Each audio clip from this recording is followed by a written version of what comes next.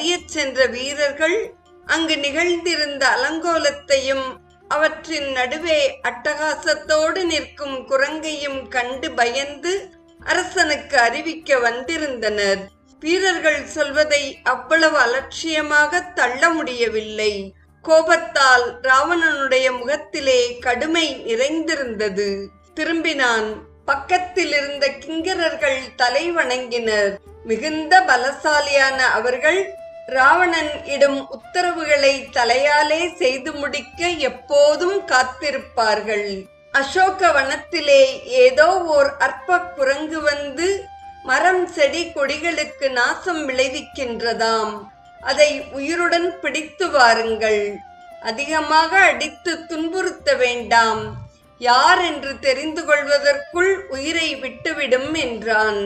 ராவணனை வணங்கிவிட்டு கிங்கரர்கள் புறப்பட்டார்கள். கையிலே சுருக்கு கயிறுடன் வந்த கிங்கரர்களை பார்த்து மாருதி கடகடவென்று சிரித்தார். அடே, என்னை பிடிக்க கயிறு கொண்டு வந்திருக்கிறீர்களா?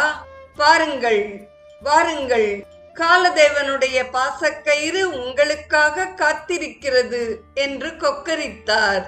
பின்னர் பக்கத்தில் இருந்த மரத்தை பிடுங்கி அதை கையில் பிடித்து சுழற்றியபடி அவர்கள் மீது பாய்ந்தார். இதை எதிர்பார்க்காத கிங்கரர்கள் நாற்புறமும் பயந்து ஓடினர். நாற்புறமும் பாய்ந்தும் ஓடினர். ஆஞ்சநேயரோ அவர்களை விடவில்லை. துரத்திச் சென்று மரத்தினால் மோதி அனைவரையும் யமபட்டணம் அனுப்பி வைத்தார்.